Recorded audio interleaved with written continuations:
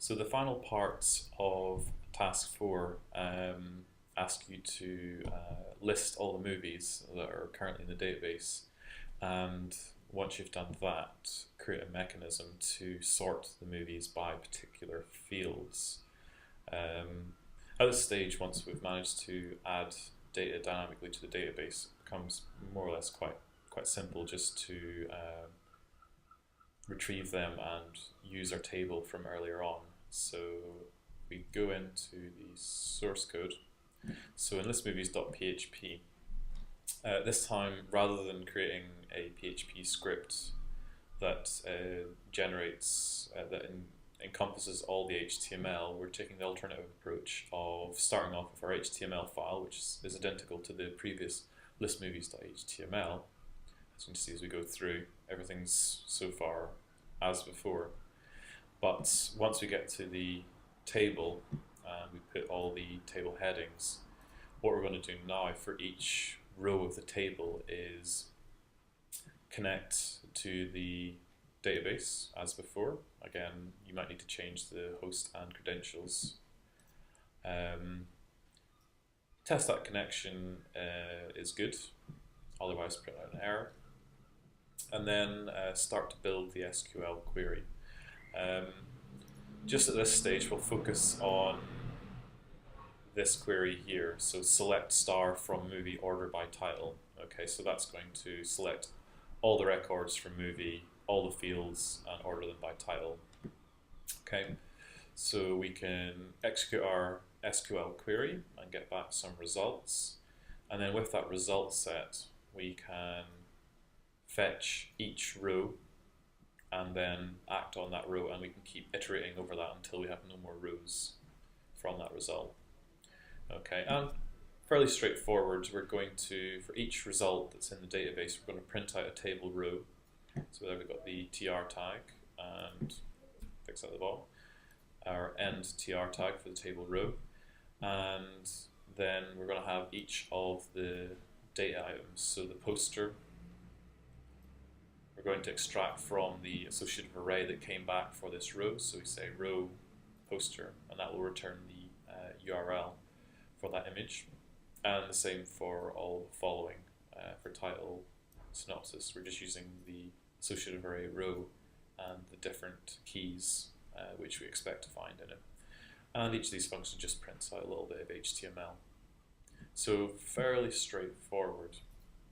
When we look at the web browser for this, we get the following sort of view, so we can see all the films that are being listed in the database. The only other part, the final part, asks you to make the sort by functionality work. Going back to the code, although it seems like there's a lot of effort there, it's actually quite straightforward. Okay, I'll just go back to the actual specification.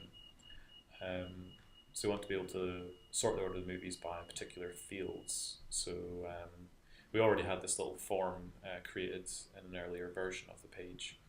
And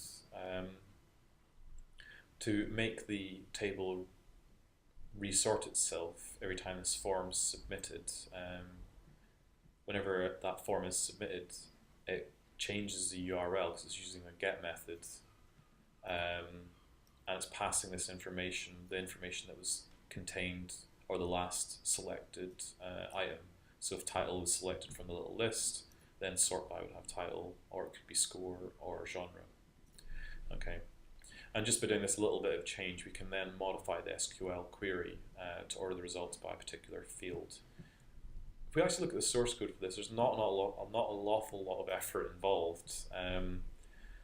All we need to do is look at the URL that this page is loaded by and ask, is there a key called sort by in the get super globals?